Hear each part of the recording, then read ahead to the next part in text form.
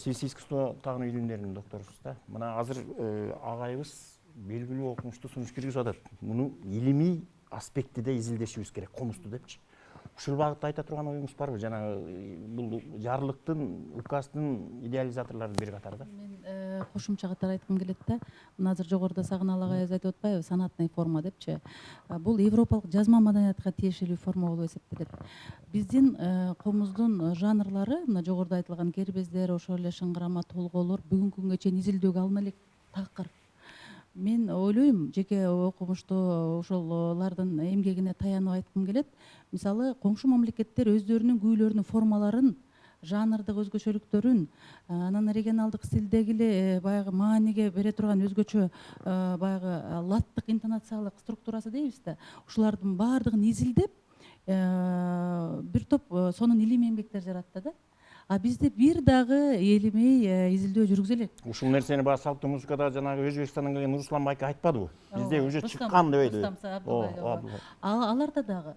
Мен буга айткым келет да, европалык жазма маданияттагы формага биз дагы эле баягы советтик доордун шарданында ошого салыштырып эле ошого кубанбай, биз өзүбүздүн күүлөрдүн формаларын изилдеп, мына ошол жогоруда сөз болгон ошол эле Мураталынын кербези болгон, Токтогулдун шыңгырамасы болсо, Карамолдонун да шыңгырамасы болгон, или кербездери болгон, ошол сыяктуу чыгармаларды андан ары өркүндөтүү, өнүктүрүү ишин колго алышыбыз керек да. Себеби 20-чы кылымдагы жоголуп кеткен устат шакирт өнөрканасы, жогоруда Тентек айтпадыбы, мына ошол реконструкцияланган депчи, мына биздин аспап. Ал тек гана СССРдин же болбосо биздин Совет мамлекетинин талабына ылайыктуу гана иш алып барылган. Ошол эле учурда биздин устат шакирт өнөрканасы болбосо ооз эки салттагы профессионалдык музыкалык искусство жалпы жонунан жоголууга душар болгон. Мен муну ачык эле айтып келе жатам, бүгүн да айтышым керек, себеби Европа центризмдин басымынын алдында.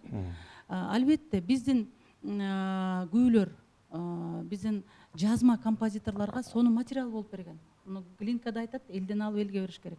Бул биз өтө кубануу менен кабыл алышыбыз керек. Биздин ошо 20-чы кылымдагы белгилүү композиторлордун чыгармаларында биздин күүлөрдүн баягы бир башкы тема катары колдонулгандыгын, симфонияларда, мейли балет, мейли операларда, бул башка маселе. Биз бүгүн комуз күнүнүн алкагында маселе көтөрө турган болсок, тек гана илимий изилдөө институту же борбору комузду эле эмес, жалпы Кыргыздын ооз эки салттагы профессионалдык музыкалык искусствосун, башкача айтканда фольклор катмары жана жогоруда айткан катмар менен бирге салттуу музыкалык искусствону изилдөө борбору болуш керек да. Илимий жакка бурушубуз керек. Илимий жакка. Бирок ал илимий эле жакта болушу эмес. Бул баягы бул жерде мындай да, аудитория да даяр болуш керек. Биз аудиторияны жоготтук да, күүнү угуу маданияты болгон. Күү деген жана биз жогоруда айтпадыкпы, бейвербалдык тил. Кайсыл күүнү кайсы жерде аткаруу керек. Мисалы, биз 20-чы кылымда фольклор деген статуска ылдый түшүргөнбүз да. Мына фольклорго жөн эле мисал айтайынчы.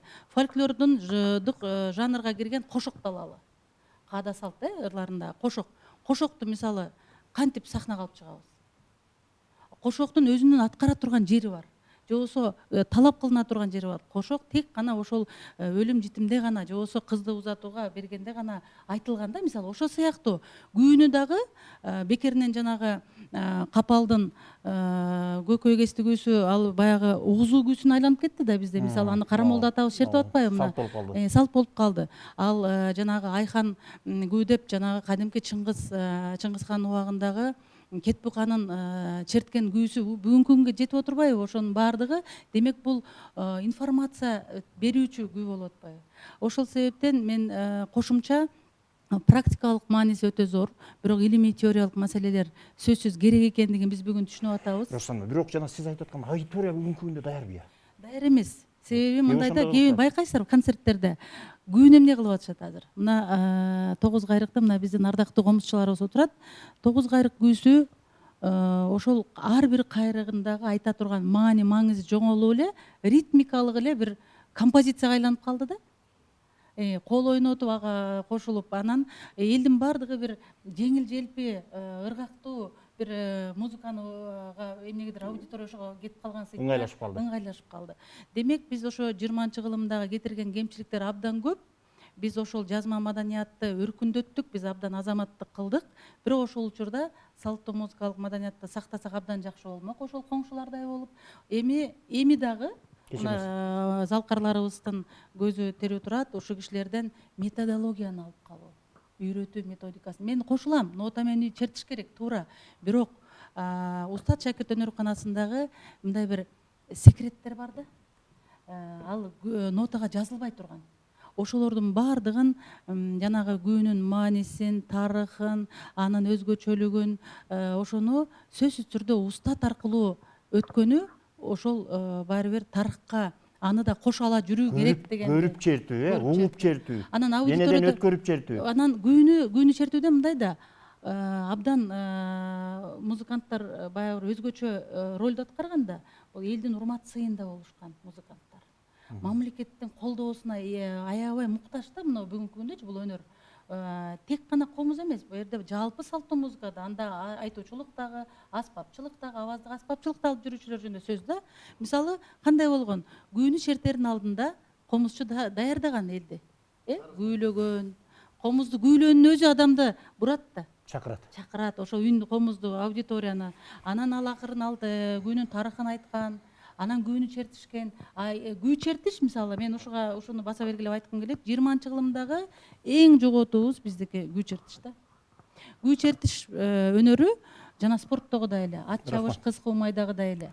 Бул күү чертиш өнөрү жоголбосо, биз бүгүн ошол залкарлардын жанагы өнөрдөгү жарышына күбө болуп отурмакпыз да. Бир абдан жооптуу сөз айттыңыз да, Роза Санна. 20-кылымдагы эң жоготуу бул күү чертиштин жоголушу депчи. Намазбек байке, могул жарлык чыкканда жүрөгүңүз чымырадыбы ичине? Абдан жакшы. Эми бул жөнүндө көп айтпадым азырчы. Мен азыр жана бир сөздү айтайын дедим эле. Күүгө байланыштуу. Бул жанагы кыз ойготор күүсүнөчү. Кыз ойготор деген күүнүн негизги аты кыз кыялын ойготор деп чертилет. Бул жерде жанагы уктап аткан кызды ойготуу эмес, анын сезимин, ошол жанагы кандайдыр бир ошо ички ушундай бир каалоосун билгизейин деп черткен болуш керек да комузчучу. Ошон үчүн кыз кыялын ойготор деп черткен. Бул эми ар бир күнүн тарыхы бар. Мен ойлоп маани, мазмуну бар. Натурал черткен экен кызды ойготкону депчи. Жок, ал кеп анда эмес. Ал эртең менен таң атпай туруп ал ким эле комуз чертип турмак эле. Кыялын ойготуп алсаң кандай ойгонот да өзү. Анын мааниси ошо кыздын кыялын ал эртең менен деле эмес, может түштө же кечинде бир тойдо бир жолукканда өзүнүн ички сезимин билгизейин деп ушундай арнап черткен күү болгон. Бул ошон үчүн кыз кыялын ойготор деп айтылат бул күүчү. Анан кийин кыскарып кыз ойготор деп эле бизге жетип калды, ошончо жазылып калды. Негизи ошо философиялык маанисин дагы чече жүрүш керек да. Эми сиз чоң комузчусуз, өзүңүз баягы бир сөз бар го, жанагы дүкөндөн нанды сатып жеген нанга караганда кол менен жууруп жеген нан таттуураак болот ошону жасаган кишиге депчи. Анысы кандай? Сиз комузду өзүңүз чаап, өзүңүз чертесиз. Бул комуз күнүн кандай белгилесек деген ойдосуз? Эми комузду президент указ чыгарып берди. Комузду биздин Камбаркан деген бабабыз өзү ойлоп таап чапкан экен и биринчи күүсүн жараткан экен. Бул тет ошо Камбаркадан бабабыздан бери келаткан салт. Ар бир комузчу өзү комузду чаап алуу илгертен келаткан салт болгон. Мына биз билген чоң залкар комузчулардын көбү өзүнүн комузун өздөрү чаап алышкан. Токтогул ата деле, Карамолду ата, Чалакыз ата мисалы үчүн ошолор баягы өздөрүнүн жабдыгы менен өзүнө жаккыдай кылып алдырсын кылын жасап мына койдун чегисинен ошонун үнүн таап дегендей. Анан эми бул биздин ушул эң чоң бизге чоң сыймык болду 9-сентябрь күнү комуз күнү. Эми менин оюмча ушул күндү абдан жогорку деңгээлде белгилесек деген ой бар.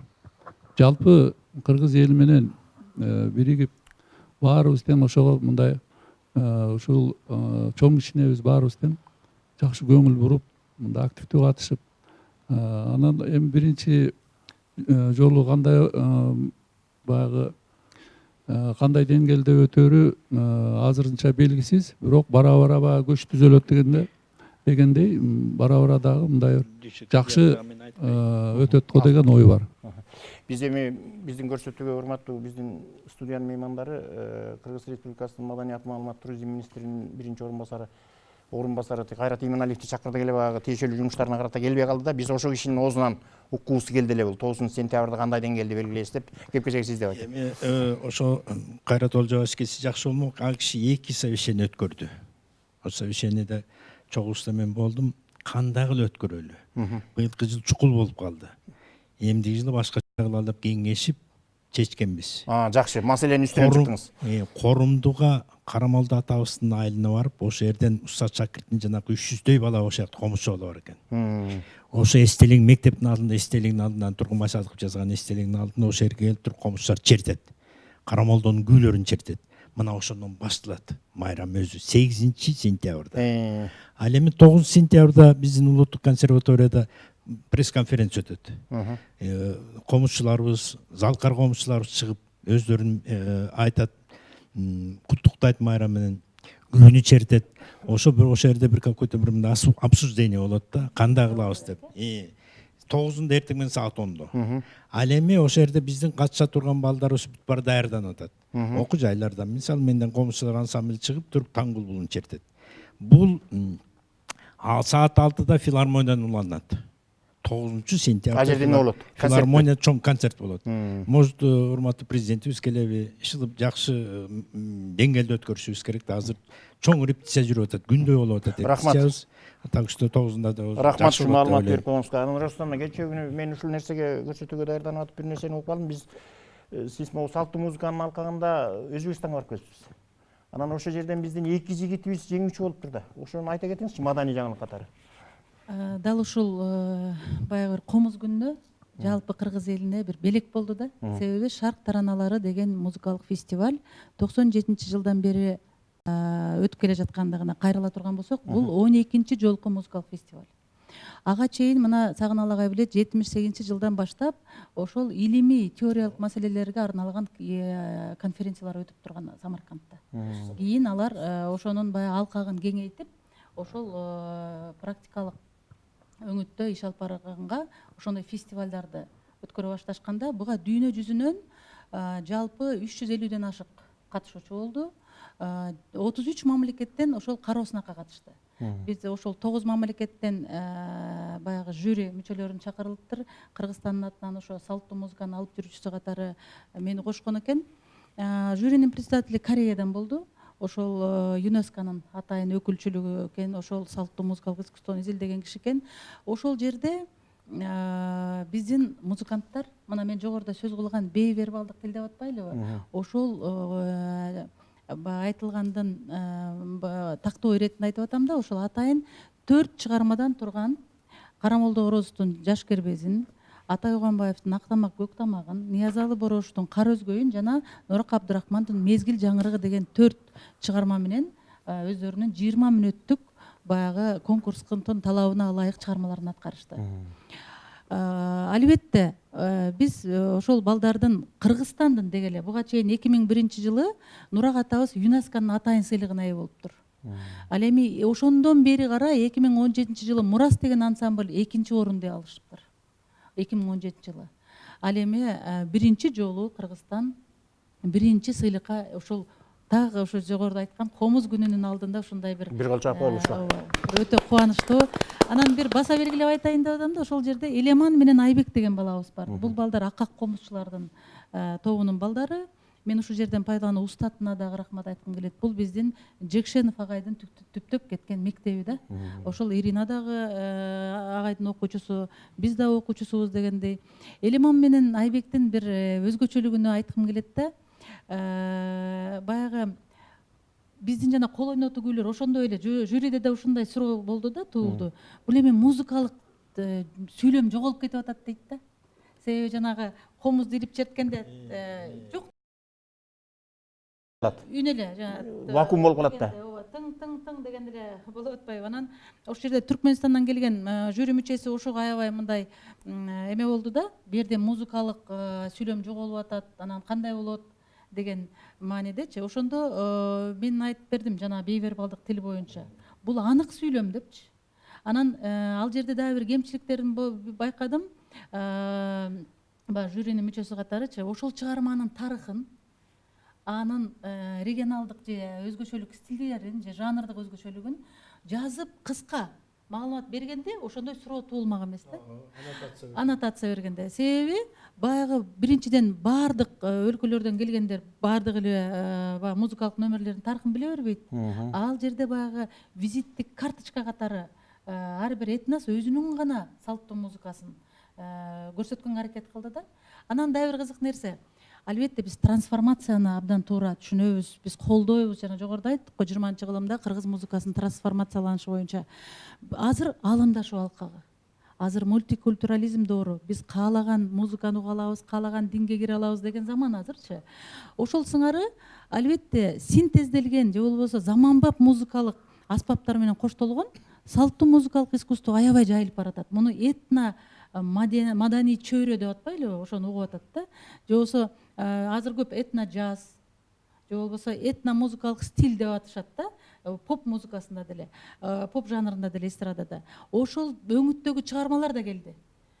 Бул шарк тараналарынын эң жакшы баягы жоосуна ылайык критерийлеринде тек гана улуттун салттуу музыкалык искусствосунун сакталышына басым жасоо деген критерий болгондугу үчүн ошол чыгармалар кирбей калды да. Биздики ошон үчүн жеңди.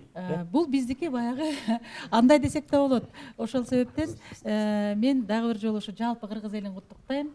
Жана ошондой эле жогорудагы маселеге кошумча катары айткым келет.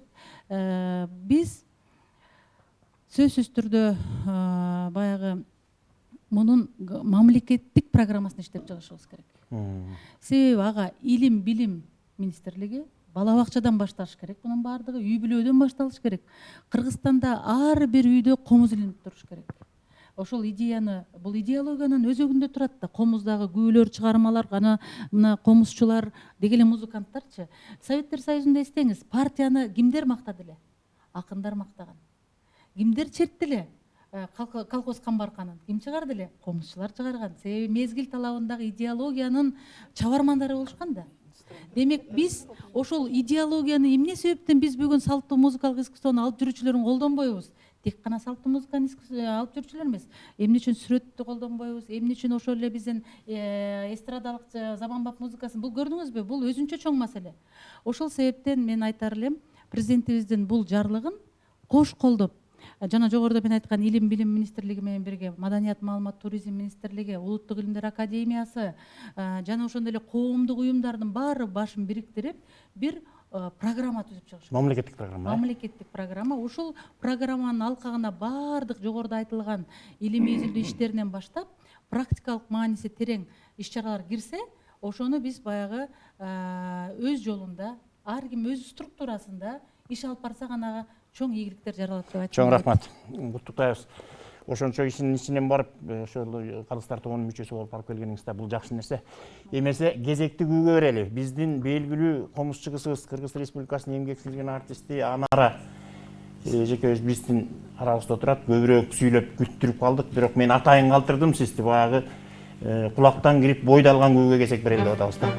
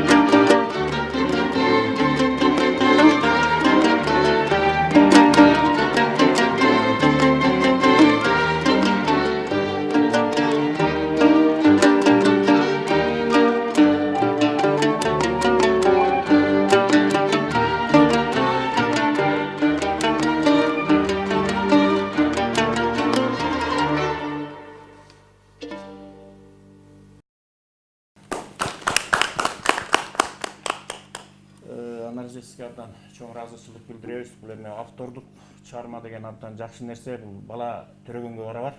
Анан трансформациялык мүнөздө муну кең бир диапазонго алып чыгуучу чыгарма экен. Мунун ичинде көп нерсе бар экен. Лирикадагы кайра кайтууда, пессимизмде толгонуу дагы.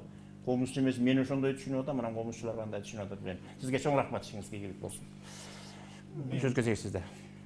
И азыр мынакей мен аягы Роза тиги шахтар аналары жөнүндө айтып калды. Мен дагы мына кече хат алдым.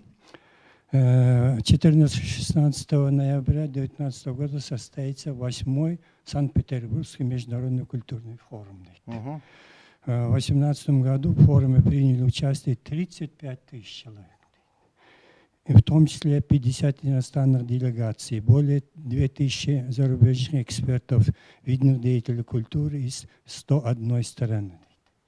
Приглашаю вас, уважаемый господин Суаналиев, принять участие в мероприятии 8-го Санкт-Петербургского международного культурного форума. Чоң рахмат. Куттуктайбыз беке. Ошол форумдун алкагында музыкалык аспаптар боюнча конференция болот.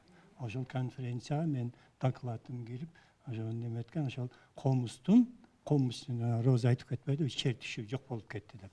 Ошол чертишүүдөгү технология, антиципация, аперцепция деген психологияда түшүнүктөр бар. Мына ошонун негизинде мен түшүндүрүп берип атам. Кантип бири-бирин адашпай, бири-биринен калбай, бири-биринен жоготпой кайта бая бутактантып, чертип, бири-бирин. Демек доклад жасайсыз, жеңип кетет деген доклад жасайсыз. айтып таныштырып келем.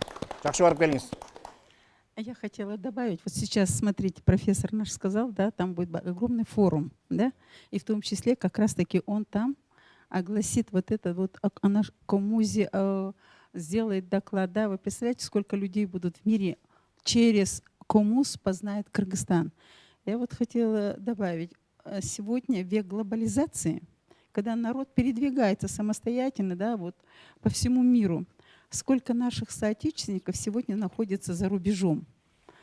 Я недавно была в Москве, было 20 лет Ассамблеи народов России. Там наш коммус играл. Наша диаспора огромная в Москве, да. Недавно я была в Ростове-на-Дону, пригласили, там очень огромная наша кыргызская диаспора, где-то порядка 5000 человек. Огромная диаспора. Коммус не забыт. Он есть, на нем играли, играют и будут играть. Сегодня официально утвердили этот коммус, праздник, да, большой праздник будет.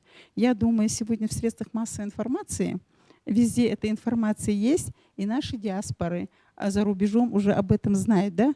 И я думаю, вот как прошел недавно 28-летие независимости Кыргызской республики, в Москве был огромный праздник, сделан нашими диаспорами. Во Франции, если смотрели, вот тоже огромный. И я думаю, что они вот эту идею, да, подхватят нашу. И за рубежом будут тоже отмечать этот день коммуза, и через наш коммуз узнает о нас больше. Таких, как через Чингиза Айтматова, Бибисара Бишеналиева. Вот наш коммуз, инструмент, народное достояние. Нас узнает мир. Что мы, кто мы и откуда мы. Вот эту культуру, традиции, обычаи. Больше узнает о нас мир. Я думаю, что все подхватят нас там за рубежом. Чоң рахмат сизге. Чоң ыраазычылык билдиребиз. Эмесе комуз жөнүндө кеп болгондон кийин, күү жөнүндө сөз айткандан кийин кайрадан комуз менен бүтүрөлү. Назыбек байке, бир күү чертип бериңиз эми.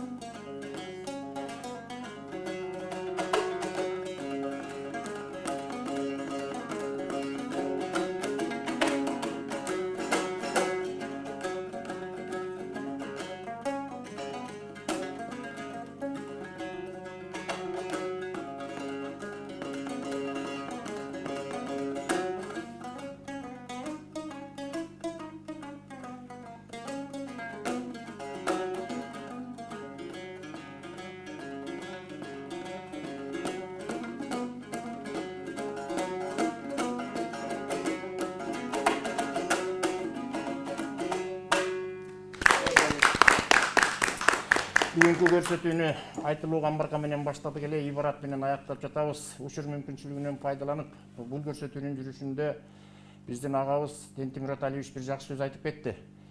Жалаң эле экономикада, жалаң эле социалдык маселелерде элдин руханий жагын ойготуучу указ болуптур деп. Мына ушул улуттук майрамыбыздар кут болсун. Урматтуу комуз көрмандары, урматтуу кыргыз элим. Сиздердин баарыңыздарга биздин бүгүнкү студиянын меймандары ыраазычылык билдиребиз. Өнөр тартуулап, кеп кезегин улап, ой ыргытып, президенттин указына дагы сунуштар айтылып атат. Баарыңыздарга ийгилик каалайлы. Дагы бир жолу майрамыңыздар менен, ушуну менен Санат телекомпаниясынын 1000 санат аттуу кезектеги көрсөтүүсү өзүнүн соңуна чыкты. Бул көрсөтүүнү биз 9 сентябрь улуттук комуз күнүнө арнадык. Саламатта болуңуздар.